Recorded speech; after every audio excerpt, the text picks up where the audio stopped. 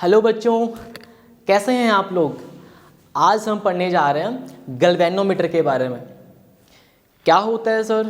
Construction, working, all about query जो आपके दिमाग में चल रही है, हम सब कुछ आज पढ़ने जा रहे हैं। बस नियम और शर्त ये है कि नोटबुक और पेन साथ में लेके बैठ जाना। चलो शुरू करते हैं। मूविंग कॉइल गैल्वेनोमीटर क्या होता है सर? सब लोग जानते हैं। थोड़ा सा बेसिक बातें मैं कर लूँ तो आपने लैब तो अब से विजिट कर ली होगी ना, फिजिक्स वाली।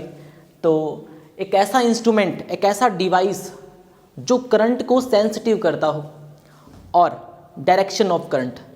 देखो बच्चा, करंट को तो सेंसिटिव मेजर एमीटर भी करता है, सब लोग जानते हैं। पर इसकी खास बात क्या होती है सर गैल्वेनोमीटर की? ये डायरेक्शन ऑफ करंट और मैग्नीट्यूड हमें दोनों बताता है। एक आध इंस्ट्रूमेंट और भी पढ़े होंगे आपने, लाइक वोल्टमीटर, ठीक है। तो वो कैसे काम करते हैं, सारी बातें इस वीडियो में हम आज करने वाले हैं। देखो बच्चा, पहले बात करते हैं प्रिंसिपल के बारे में गैल्वेनोमीटर की। तो बच्चा, torque on a current carrying coil in B मतलब मैग्नेटिक फील्ड। जब कोई कुंडली रखी जाती है एक मैग्नेटिक फील्ड में, तो उस पर एक बल आघूर्ण, एक टॉर्क लगता है। तो उस प्रिंसिपल पे बच्चा ये मूविंग कॉइल गैल्वेनोमीटर काम करता है। Okay sir. कंस्ट्रक्शन की यदि बात करें तो ये बच्चा उसके इनसाइड का पार्ट है। आपने गैल्वेनोमीटर कुछ ऐसा देखा होगा जो मैंने बनाया है। इसमें निडल होती है सर, और डिफ्लेक्शन सुई राइट और लेफ्ट दोनों तरफ डिफ्लेक्शन कर सकती है, राइट। और इसमें होते हैं दो टर्मिनल्स, पॉजिटिव और नेगेटिव। देखो बच्चा, वैसे तो सारे दिखने में एक जैसे ही होते हैं। यदि मैं यहाँ पे ए लिख दूंगा तो मीन टू से ये एमीटर बन जाएगा सर। मतलब ए यदि हो यहाँ पे तो आप क्या गेस करोगे सर, ये क्या कौन सा इंस्ट्रूमेंट है? एमीटर है।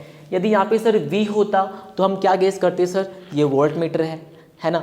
देखो बच्चे, वैसे मैं आपको बता दूं कि वोल्टमीटर और एमीटर वो भी गैल्वेनोमीटर की हेल्प से ही बनते हैं। बिल्कुल सही सुना आपने, एमीटर और वोल्टमीटर भी गैल्वेनोमीटर की हेल्प से ही बनते हैं। चलो इसकी बात करते हैं कंस्ट्रक्शन की।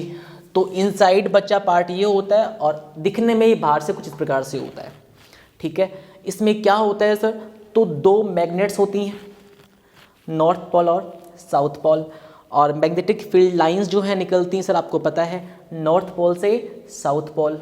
Okay sir. इसके अंदर हम रखते हैं बच्चा एक सॉफ्ट आयरन की कोर।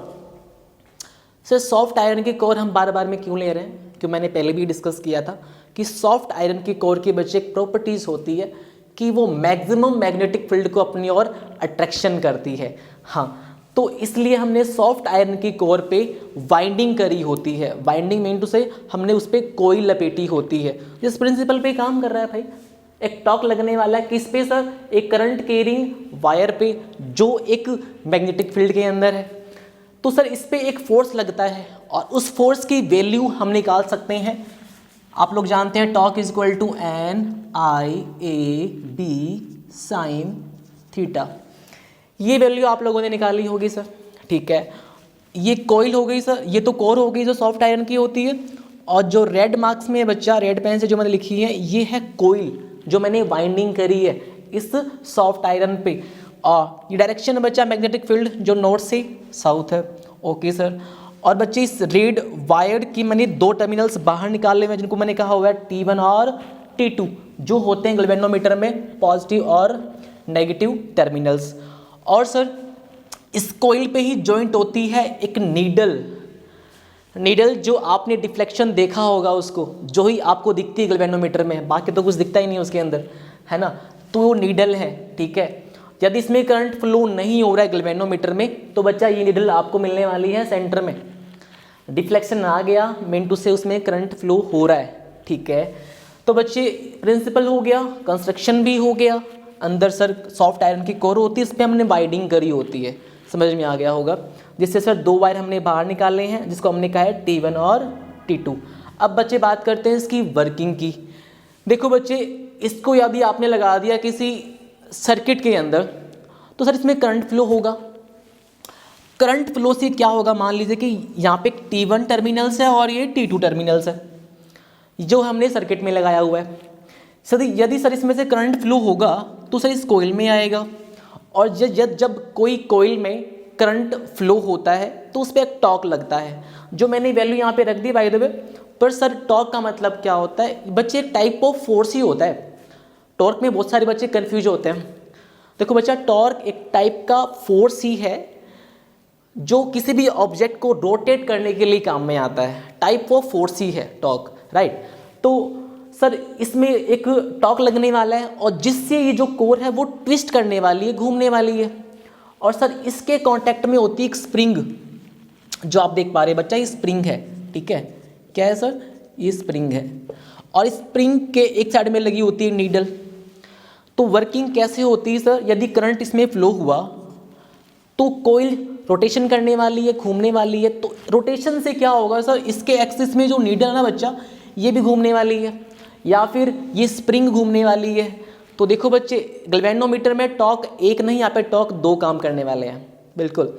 एक तो टॉर्क जो इस कोइल पे लगता है और एक टॉर्क कौन सा सर? जो स्प्रिंग पे लगने वाला है। और स्प्रिंग टॉर्क के बारे में आप लोगों ने पढ़ रखा होगा, ठीक है। और ये स्प्रिंग टॉर्क क्या होता है सर?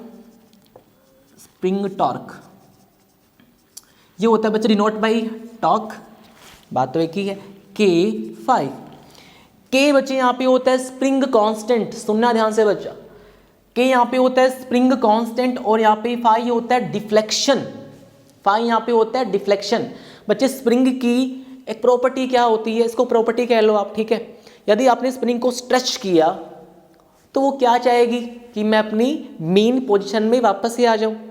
यदि आपने उसको ऐसे स्ट्रेच किया है एक्सिस में, तो बच्चे वो फॉर्मूला बनने वाला है, क्या बनेगा sir? F equal to minus का KX, जहाँ पे K होता है स्प्रिंग कांस्टेंट और जहाँ पे X होता है डिस्प्लेसमेंट। यदि स्प्रिंग एक्सिस में ना होके उसको आपने ऐसे रख दिया, ठीक है, राइट, और आपने उसको ऐसे ट्विस्ट किया, तो स्प्रिंग फिर से क्या चाहेगी कि मैं अपनी मेन पोजीशन पे आ जाऊँ। तो बच्चे यहाँ पे भी एक टॉर्क लगने वाला है ड्यू टू कोइल, और इसकी वैल्यू बच्चा ये होती है। तो एक टॉर्क तो ये हो गया, एक टॉर्क ये हो गया। सर ये टॉर्क जो है वो लगने वाला इस कोइल पर जब इसमें आप करंट फ्लो करवाओगे। और ये टॉर्क कौन सा होगा सर? जब ये स्प्रिंग रोटेट करेगी, इसमें जब ट्विस्ट आएगा, तो सर जिससे ये डिफ्लेक्शन रोटेट करने वाली है। डायरेक्शन के बच्चे बाद में बात करूंगा मैं, ठीक है। तो यहाँ पे टॉर्क दो लगने वाले हैं। तो सर ये स्प्रिंग कहाँ पे रुकेगी, कहाँ पे ये नीडल शो करने वाली है? तो बच्चे जहाँ पे स्प्रिंग का टॉर्क और कोइल का टॉर्क दोनों सेम हो जाएं, दोनों का मैग्नीट्यूड सेम हो जाए, जहाँ पे नीडल बच्चे रुकने वाली है, जो भी मैं बताने वाला हूँ। तो बच्चा दोनों इक्वेशन से हमने यहाँ पे क्या देखा? यदि दोनों को मैं सेम पुट कर दूँ, इज इक्वल टू पुट कर दूँ, तो यहाँ पे क्या होगा sir? NIAB sine theta.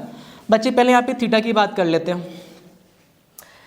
Theta यहाँ पे होता है सर मैग्नेटिक फील्ड और एरिया वेक्टर के बीच का एंगल। एरिया मतलब इस कोइल का एरिया, बी मतलब मैग्नेटिक फील्ड। कितना एंगल है? तो आप देख पा रहे होंगे बच्चा, कितना एंगल होता है? 90। साइन 90 कितना होता है सर? 1। तो थीटा यदि 90 है बच्चों, तो साइन 90 कितना होता है? 1। तो इसको मैं यहाँ पे क्या लिख रहा हूँ? K5 is equal to NIAB, ठीक है। साइन 90 एक हो गया सर, ठीक है।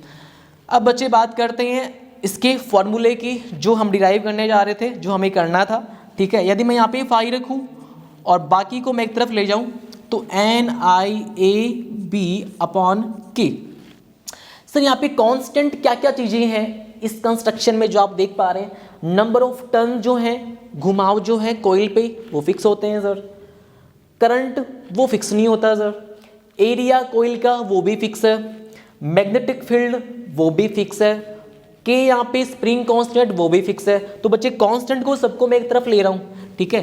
तो phi is equal to current, और यहाँ पे कांस्टेंट, यहाँ पे क्या बचेगा सर? एन भी कांस्टेंट है, ए भी कांस्टेंट है, बी भी कांस्टेंट है और के भी कांस्टेंट है। बच्चे सारी कांस्टेंट वैल्यू होती हैं और इसको मैं ऐसे लिख सकता हूँ, phi is directly proportional I. Proportionality का साइन हटाऊंगा सर तो कांस्टेंट आएगा, और कांस्टेंट की वैल्यू सर जो हमने यहाँ पे लिख दी, मतलब ये कांस्टेंट वैल्यू होती है कौन कौन सी सर? NAB upon K। ये रिलेशन बच्चे बहुत मोस्ट जिस प्रिंसिपल पे गैल्वेनोमीटर काम करता है तो वो हमने निकाल लिया, जो क्या है सर? यदि आप गैल्वेनोमीटर में करंट की वैल्यू बढ़ाओगे, सुनना ध्यान से, यदि आप गैल्वेनोमीटर डिवाइस में करंट को इंक्रीज करोगे तो फाई यहाँ पे क्या होता है, डिफ्लेक्शन।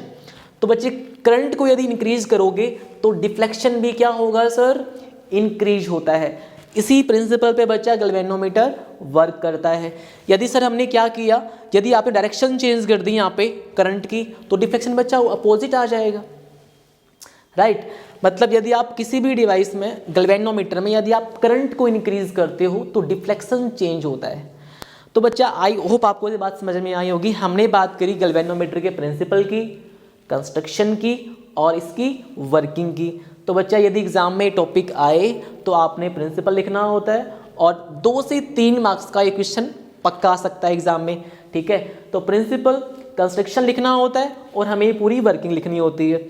एक बच्चा यहाँ से टॉपिक्स अक्सर पूछ लेते हैं, करंट सेंसिटिविटी और वोल्टेज सेंसिटिविटी।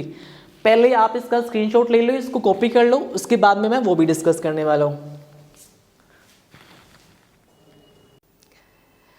यस बच्चों, तो अब हम पढ़ने वाले हैं करंट सेंसिटिविटी ऑफ गैल्वेनोमीटर और वोल्टेज सेंसिटिविटी ऑफ गैल्वेनोमीटर।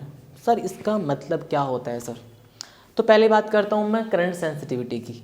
तो एक मिनिमम बच्चे वो करंट जो गैल्वेनोमीटर में डिफ्लेक्शन ला दे, एक मिनिमम वो करंट जो गैल्वेनोमीटर में डिफ्लेक्शन ला दे, उसको ही बोलते हैं करंट सेंसिटिविटी। और वोल्टेज में क्या होगा, एक मिनिमम वो वोल्टेज जो उसमें डिफ्लेक्शन ला दे वोल्टेज में, राइट। तो अब बात करते हैं पहले गैल्वेनोमीटर सेंसिटिविटी, ठीक है। तो बच्चे करंट सेंसिटिविटी का सिंबल क्या होता है sir, I S, current sensitivity. Formula sir क्या होता है सर, फाई अपॉन आई। कितना डिफ्लेक्शन कितने करंट में, राइट। देखो बच्चा इसका ना यूनिट पूछ लेते हैं आपसे, है ना, कि सर करंट सेंसिटिविटी की यूनिट क्या होती है। तो यूनिट हम निकाल सकते हैं यहीं से, फाई यहाँ पे एंगल होता है, एंगल अपॉन करंट का क्या होगा सर, रेडियन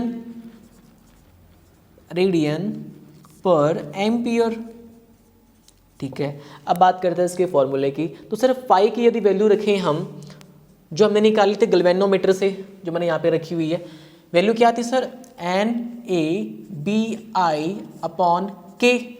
नीचे सर आई है, आई से आई कटेगा, तो सर देन क्या हो जाएगा sir, I intensity is equal to NAB upon K। ये बच्चा फॉर्मूला आ गया करंट सेंसिटिविटी का, ठीक है। यूनिट बच्चे ध्यान रखना रेडियन पर एम्पियर होती है। फिर बच्चे वोल्टेज सेंसिटिविटी, तो सेम क्या होगा बच्चे, वोल्टेज सेंसिटिविटी ये क्या होता है sir, phi upon V. Phi मतलब कितना डिफ्लेक्शन कितने वोल्टेज में, उसको ही बोलते हैं बच्चा वोल्टेज सेंसिटिविटी। यदि वैल्यू रखें बच्चा तो क्या होगा यहाँ पे, NABI अपॉन K। और सर V की वैल्यू रखेंगे हम ओम्स लॉ से, जो होती है सर IR। कुछ कट रहा है सर, I से I कट रहा है। और यहाँ पे सर वैल्यू क्या आ जाएगी, VS voltage sensitive is equal to NAB upon KR।